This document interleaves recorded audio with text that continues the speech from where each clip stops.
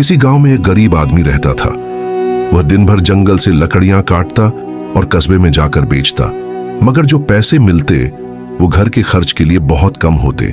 अक्सर ऐसा होता कि वह और उसकी पत्नी भूखे ही सो जाते। एक दिन वह थका हारा घर आया और पत्नी से कहने लगा, हम कब तक यूं ही गुजारा करेंगे? मेरा ख्याल है कि मैं किसी दूसरे गांव जाकर मजदूरी करूं ताकि हमारे हालात बेहतर हो सकें। पत्नी ने सब्र के साथ मुस्कुराते हुए जवाब दिया, अगर यही तुम बेहतर समझते हो तो जाओ, मैं तुम्हारा इंतजार करूंगी। यह सुनकर वह व्यक्ति सफर के लिए निकल पड़ा। कई दिनों की लंबी यात्रा के बाद वह एक बड़े व्यापारी के घर पहुंचा। उसने आदरपूर्वक सलाम किया और रोजगार की विनती की। व्यापारी ने उसे अपने ऊंटों की देखभाल के लिए रख लिया। इस तरह वह व्यक्ति व्यापारी के यहां काम करने लगा। दिन रात मेहनत और ईमानदारी से अपने कर्तव्यों का पालन करता रहा और कभी किसी बात की शिकायत नहीं की। समय बीतता गया, दिन महीनों में बदल गए और महीने वर्षों में। देखते ही देखते पूरे 20 साल गुजर गए। एक दिन उसे अपने घर की याद सताने लगी। वह व्यापारी के पास गया और अदब से कहा, मैंने आपकी 20 साल सेवा की है, अब मैं अपने घर वापस जाना चाहता हूं, मुझे इजाजत दें। व्यापारी बड़ा नेक और सखी था। उसने उस व्यक्ति को कपड़े और बहुत सारे ऊंट देकर मालामाल कर दिया और खुशी खुशी रुखसत किया। वह घर की तरफ रवाना हुआ। सफर बहुत लंबा था। चलते चलते शाम हो गई और वह दिन भर की मुसाफत से थक चुका था। उसने इधर उधर नजर दौड़ाई तो दूर उसे एक झोंपड़ी दिखाई दी जहां एक दरवेश रहता था। उसने वहां रात गुजारने का इरादा किया। जब रात हुई तो उसने दरवेश से कहा, मेरा सफर बहुत लंबा है, मुझे कोई नसीहत फरमा दे। दरवेश ने कहा, मैं तुम्हें नसीहत तो दूंगा, लेकिन उसकी कीमत लूंगा, हर नसीहत के बदले एक ऊंट। वह व्यक्ति मुस्कुराकर बोला, मैं मालदार हूं, अगर नसीहत कीमती हो तो एक ऊंट क्या चीज है। उसने पहला ऊंट दे दिया। दरवेश ने पहली नसीहत दी, जब भी आसमान पर सितारे एक सीधी कतार में नजर आए तुरंत किसी पहाड़ पर चले जाना। वह व्यक्ति हैरान होकर बोला, यह नसीहत किस काम की, कोई और नसीहत बताइए। दरवेश ने कहा, नई नसीहत की अलग कीमत होगी। उसने दूसरा ऊंट दे दिया। दरवेश ने कहा, जब कोई व्यक्ति बहुत ज्यादा खुशामद करने लगे और उसकी आंखों में शैतानी चमक दिखाई दे तो फौरन उससे दूर हो जाना, वह तुम्हें कत्ल कर देगा। वह व्यक्ति फिर बोला, यह नसीहत भी समझ में नहीं आई, एक और बताइए।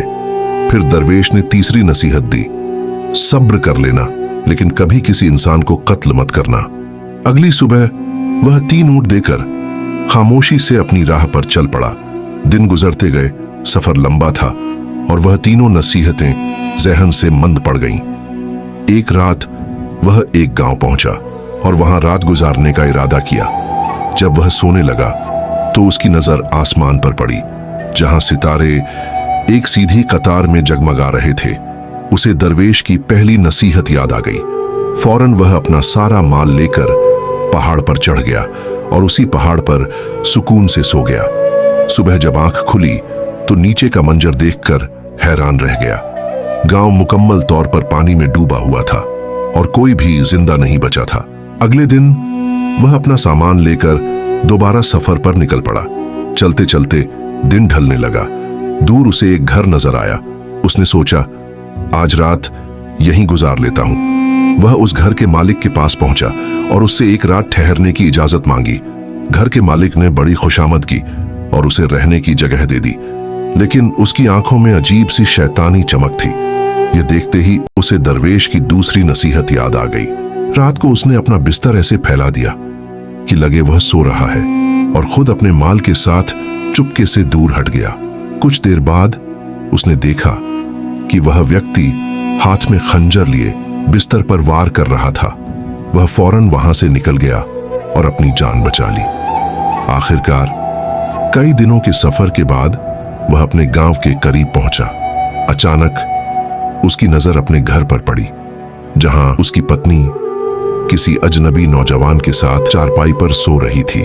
उसका खून खौल उठा। दिल में आया कि उस नौजवान को कत्ल कर दे।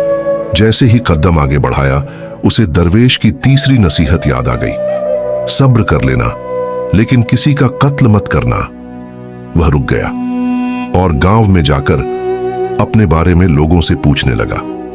गांव वालों ने बताया, बरसों पहले तुम रोजी कमाने चले गए थे। तुम्हारी पत्नी को एक बेटा हुआ था जो अब जवान हो चुका है। ये सुनकर उसके कदम लड़खड़ा गए। जिस नौजवान को वह कत्ल करने वाला था वह दरअसल उसका अपना बेटा था। वह तड़पता हुआ घर पहुंचा, पत्नी और बेटे को गले लगा लिया और दिल ही दिल में शुक्र अदा किया कि दरवेश की नसीहतों ने 3 बार उसकी जान और इज्जत बचाई।